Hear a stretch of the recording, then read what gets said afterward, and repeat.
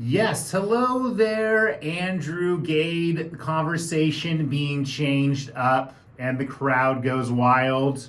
Yes, back here again with you guys.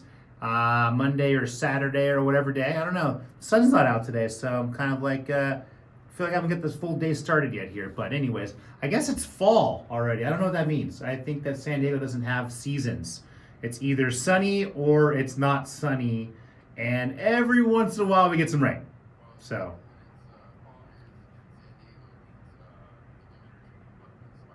Ah, is that what it is? Okay. Because I drink. Is that how we determine it? Okay. So when women at Starbucks are drinking pumpkin spice, it's officially fall. All right, got you. And I've seen like pumpkins, and I'm seeing some Halloween decorations. It's cool. I like it. You know, what I mean, it's festive. Even though I saw Halloween decorations going up like 2 or 3 weeks ago, and I'm like, it's like a month and a half until Halloween. So it was kind of odd because you don't put a Christmas tree up like 2 months ahead of time. Normally you do it after Thanksgiving. But again, I don't know. Maybe everyone's excited to get done with this year because it's been a fantastic year full of so many amazing things this year, right? Because we want to celebrate high inflation and our war in Ukraine that we keep funding. So as long as we keep funding it, I guess it's going to keep going on. So that maybe is what's going on there too. And speaking of fun year, how can we forget about gas prices? I don't know what happened, but they were going down for a little while, and now they've been up. Now they're up like almost $1 just in the past month. Now, of course, there's always some excuse for gas prices going up, right? Because it can't just be because the gas companies are making 3 times as much in profit. That's not the reason why gas prices are up. It has to do with the war in Ukraine. It has to do with some sort of supply issues, or of course, their current excuse is. Let's see. It says the dramatic price increase, fuel analysts say, has been a string of maintenance issues at California refineries. And some refineries delayed their usual equipment maintenance during the spring after fuel prices jumped following the Russian invasion of Ukraine. There's Ukraine in there. Higher prices encouraged refiners to continue producing fuel, and they deferred upkeep on their equipment till now, and now they're charging us more again. So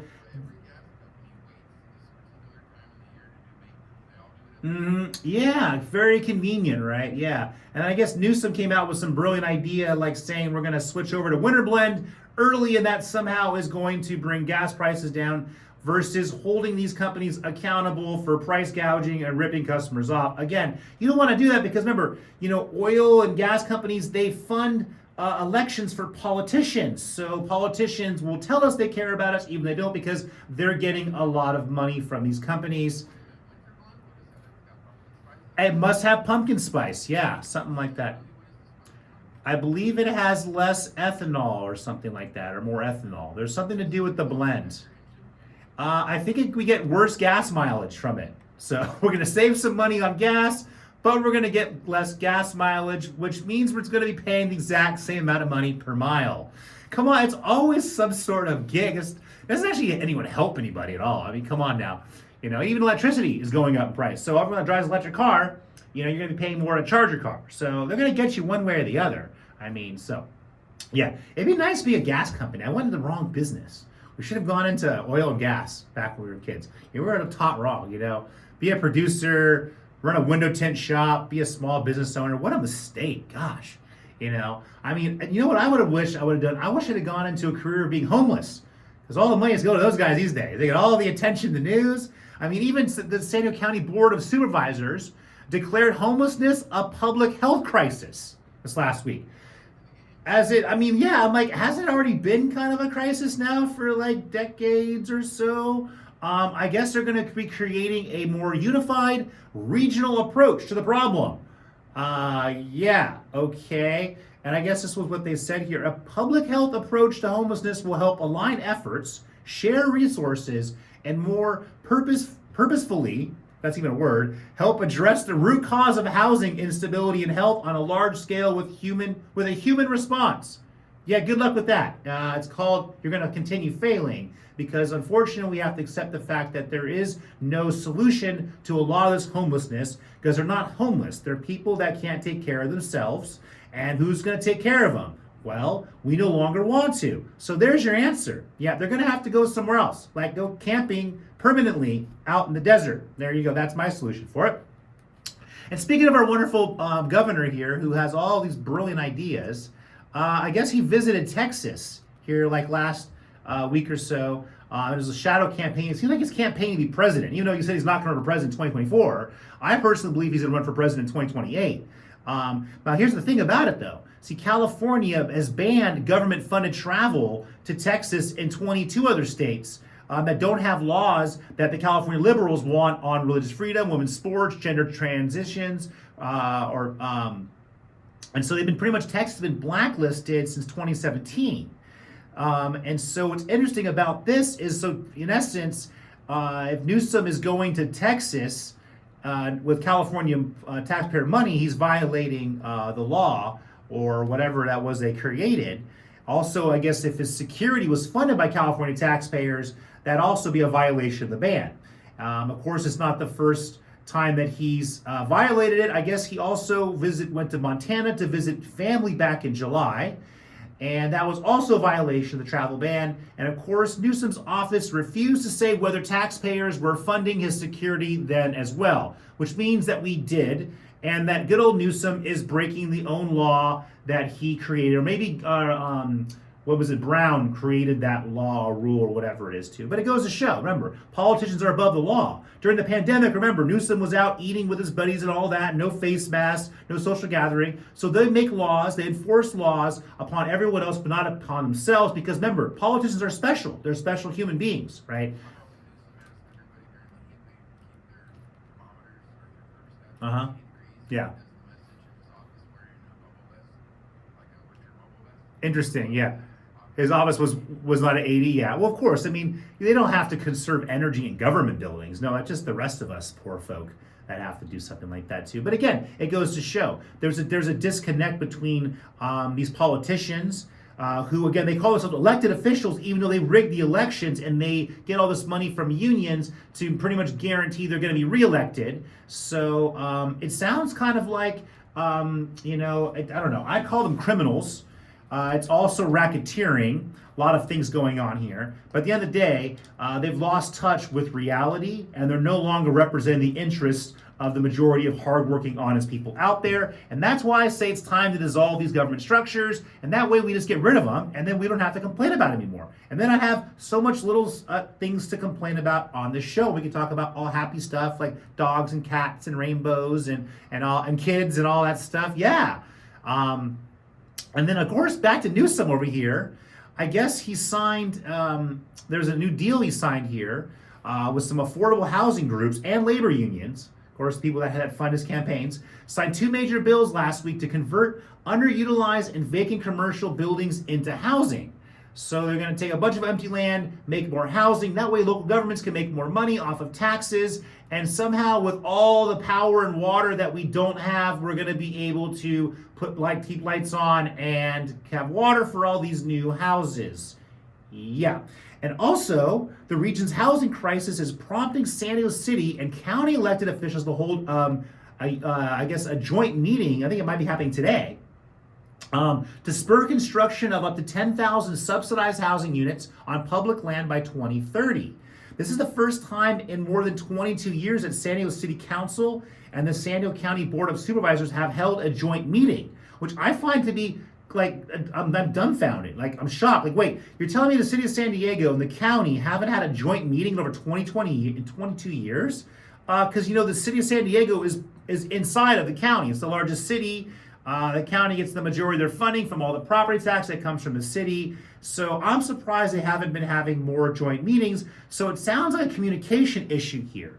So if the county and the city are not communicating, then obviously they're not doing a very good job of doing their job. I guess good old Nathan Fletcher and of course Sean Elo Rivera are going to be holding this joint meeting, which I find to be very convenient because little Elo Rivera, Fletcher, Newsom, and all that, they're so tight together.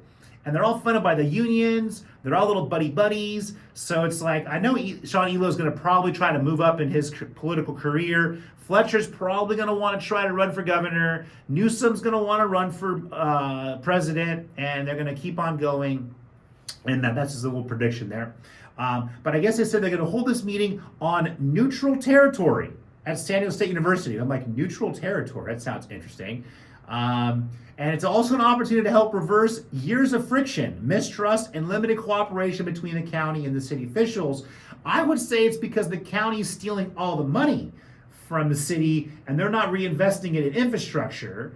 They're wasting it all on our broken education system, human and health services, homeless, and all that other fun stuff. But speaking of a housing crisis here, I guess, investors just this last year, they've purchased over twice as many single family properties in 2022 as they did in 2021. So we also have an issue of who's buying these houses. Investors should not be able to buy homes. We should have a law against it. I would like to take all the homes that investors own, and even possibly foreigners, that's a touchy subject right there. We'll start with investors. All the homes that investors own, and we're going to have to say, sorry guys, your investment went bad, and I'm going to have to redistribute them to local, hardworking individuals. That's an idea. And then I can put workers in houses, and the city can manage them, and then they can have they can be an option to potentially own in the future, yada, yada, yada. Just throwing out some ideas there. Okay, and then of course I'm going to jump over to. Well, let's hold on for this for 1 second before I jump to the next subject over here. But this is the problem that we have. So when we talk about housing, when we talk about affordability issue, a lot of it is who owns these homes. And when investors buy these homes, that means that there's going to be a chance that families are not going to ever be able to buy them. They're going to keep these homes. They're going to keep as rental properties.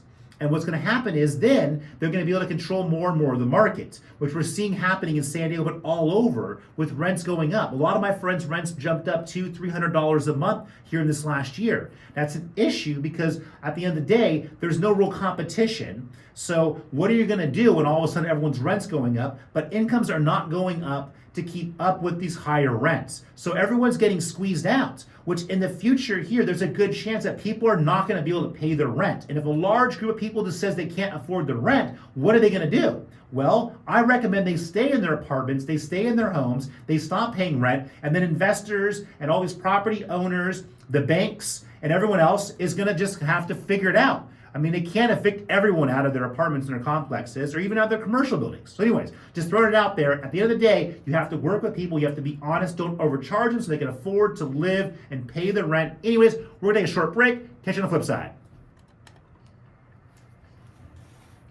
Stay tuned for more of Change the Conversation with Andrew Gee when we continue next, right here on The Answer San Diego. Welcome back to Change the Conversation on The Answer San Diego. Time now for more compelling content from San Diego. Here's your host, Andrew Gee. And here is your hosting, Andrew. Yes, that's what I'm doing here, if we call it hosting. No, I can't wait for one of these days to be in front of this large audience, everyone's screaming and yelling for me just to blab on about all this fun nonsense. I mean, maybe it's kind of important. I mean, oh, wow. The music's going there.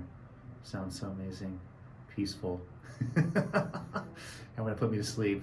And then I'm not going to be able to host. But anyways, yeah. But one of these days, guys, we're working in that direction, right? Yes, we are. But until we're there, and until the news stops reporting on all the news, then we're always going to have plenty of content. Yes, that's what I call it. Content. Yeah. That would be good. Yeah. Okay. Yeah. I wonder how long until I get arrested. Yeah, they're going to call me a public nuisance. And they're probably going to say I'm violating some law that Newsom probably created as he was in his house watching me complain about what he's doing too. That would definitely be a good idea. It might be kind of fun. I might get some publicity from it, Yeah, garner some more attention. Yeah, let's. I'm going to put that on my to-do list. First, I have to find out where he lives. Yeah. He probably has a lot of homes, actually. Yes, exactly, because our governor's, he vacations a lot too. A little more than I get to vacation too, so he's a lucky guy. Well, he has a lot of money too. He comes from a wealthy family of drug dealers and things like that, and corrupt politicians. So I guess you get to vacation more when you come from a family of crooks. The Gettys, they were a bunch of drug dealers back in the day. Yeah, something like that. He was adopted into it, I guess. I guess his parents realized at a very young age they didn't like him, so they gave him up for adoption. That's probably what happened, yeah. Like, oh, we can't handle this kid here, just give him away to these people, these rich people. They can deal with them. But yeah, I've talked about how many times now how we have issues with, of course, infighting. We have issues with our federal government, with states fighting with the federal government, with cities, the county fighting with the state, and it's only going to continue getting worse, right? Well, I guess there was 6 Republican-led states that took legal action this last week to block Biden's whole deal on the student loan forgiveness. Even though I guess the administration tried to avoid a court challenge by reducing the number of people eligible for relief. So they're like, well, okay, a few less people will be eligible, but still, again, 6 different states are suing the federal government. I guess the lawsuit filed in federal court accuses Biden of vastly overstepping his authority, which he did, and when he announced the government would forgive, loans up to $20,000 per individual, a move that can cost up to $400 billion over the course of the next 3 decades. So, yeah, I mean, at this point right now, we're like 20 some trillion dollars in debt. I mean, what's $400 billion more dollars anyways, right? I mean, but here's my thing. If you're going to be forgiving all these loans for student loans, how about you start forgiving loans for businesses? How about the loans you gave out during COVID when you made and you forced these businesses to close down? We didn't force these kids to go to college and take out loans, but you forced these businesses to close down, and then you gave them these loans saying, oh, we're helping you out, which is a lot of that's going to lead to future bankruptcies, already has, and it will doing so. The government doesn't care about small business. The government cares about indoctrinating all these younger people and giving them handouts, so that way they're going to just follow along with whatever the government says. That means the government's going to have more and more control over these young people. Come to find out from my good friend at UCSD, they're still mandating wearing face masks. I guess all the students, all the academics, all the teachers are still wearing face masks. And I'm like, wait a second. But Biden just said the pandemic's over. And yet you're still wearing face masks? But yet you're not wearing them anywhere else. So I guess you're indoctrinating all these young people you're normalizing it. That should be a crime because wearing a face mask is not normal. If we were supposed to wear a face mask, we would have been born with them, okay? Just throwing that out there at you guys, okay? And then, of course, because Biden's such a brilliant old man, senile old man, he had this new idea. It probably wasn't his idea, but I guess a new initiative that would eventually allow consumers to see more complete price on airline tickets, including baggage and fees. I guess this is as the White House continues to search for ways to lower costs for Americans amid persistently high inflation. Well, hey, I don't think that breaking down the cost of airline tickets is going to do anything to help inflation. The only way to help inflation with airline tickets is to not fly somewhere, and that's going to lower your cost. And yes, and airline companies are charging way too much money for airline tickets right now too, and that's only going to further impede a lot of people from traveling, meaning it's going to cut into tourism, and that is going to further help us go into a recession, which of course I'm not happy about. And here's something I forgot about, but good old Edward Snowden. I guess Russia granted him citizenship. Which I thought was kind of interesting. I knew he was hiding out there for a while, but I guess Putin, him and like 70 other people, they granted citizenship. So now Snowden is officially a Russian. So now America is going to hate him even more because it's like already we're so mad at Snowden for exposing all these, all those government issues or those files are released. Exposing all these lies and all the things that the government's doing that breaks and violates the law. But of course, the government gets to break the law while everyone else has to follow it. So now Snowden is a Russian. And then of course here, because remember, we can't give up on this whole issue going to Ukraine. And since we really want to continue picking this fight with Russia, I guess the Kremlin, so pretty much Russia, is going to annex more of Ukraine, escalate the war by claiming that its residents of a large swath overwhelmingly supported joining Russia. So, of course, they're saying that in this referendum, they voted to join Russia and no longer be part of Ukraine. Of course, the U.S. and Western allies have dismissed it as illegitimate. Pro-Moscow officials said that all 4 occupied regions of Ukraine voted to join Russia. Of course, like I said before, the international community is denying it, saying these are illegitimate. We're not going to recognize these new areas as Russia. But here's what's happening. This is what's being set up right now as we speak. If indeed these areas, Russia claims those areas of Ukraine, part of Russia, and Ukraine continues to fight for those areas, Ukraine is actively attacking Russia, meaning that Russia is going to attack back. Okay, this is not good. This is a big escalation in the war here because now it's not them attacking Ukraine, it's them protecting their own land. Okay, Putin's setting everyone up. I mean, is everyone dumb? Putin's a pretty smart guy when it comes to this stuff, okay? Whether you like him or not doesn't change the fact that Putin is setting up the United States. He's already set up Europe, okay? And what's going to happen is this is going to escalate the war. Remember, this heightens the stakes. Putin and Russian officials have made in recent days pretty much saying that Moscow could go as far as using nuclear weapons to defend territory it considers part of Russia. So this is the deal. Putin even made a reference to America's use of the atomic bombs against Japan in 1945 during a fiery speech just this last Friday, in which the Russian leader cast the annexation of vast swaths of Ukraine as a fulfillment of Russia's destiny. So again, if we continue to challenge Putin and continue to challenge Russia, we're going to be in for some rude awakenings here. Not good stuff. Get out of Ukraine. The United States needs to stop doing it. But we can't. You know why? Because just our new budget that we passed, we've authorized another $12.3 billion for Ukraine. Okay? We're giving out billions of dollars to continue this fight. It's all really just continuing the military industrial complex, supporting all these weapons manufacturers. And further beyond that, you know, the issue that happened with the Nordic Stream, that the pipelines going from Russia to Germany were for the natural gas.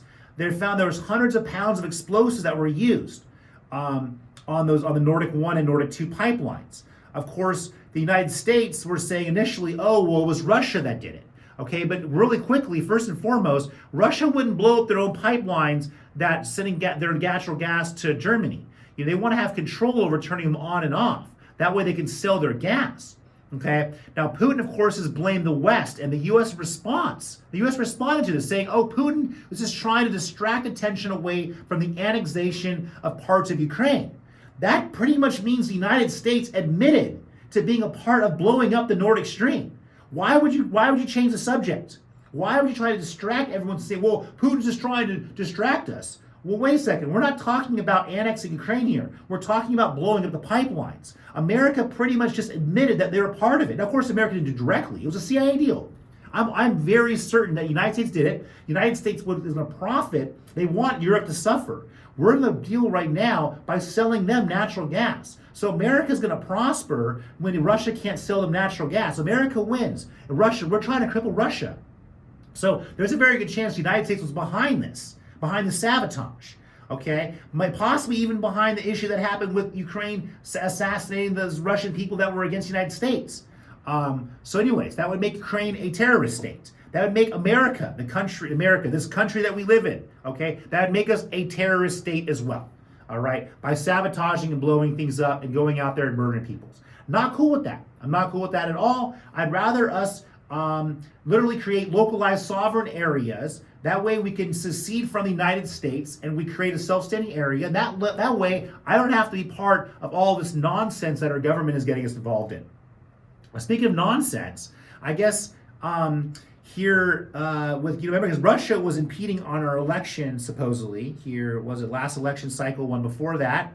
But I guess Meta, the parent company of Facebook and Instagram, last Tuesday said discovered and taken down what it described as the first targeted Chinese campaign to interfere with U.S. politics ahead of the midterm elections in November. So again, now we're already having issues with China's meddling in it. We have issues with trusting all these votes. Of course, the mail-in voting that's now permanent because of the pandemic, of course, only further allows there to be more and more voter fraud. I don't trust elections. I don't know how anyone else is going to trust them. And there is fraud. If there's one fraudulent vote, which they admitted this last election that there was fraud, they said it was not widespread and it was minor and it was small, which means they admitted to there being fraud. So we can't deny that. And I've seen ballot harvesting myself in person, so I know how it all works and I know how it doesn't work.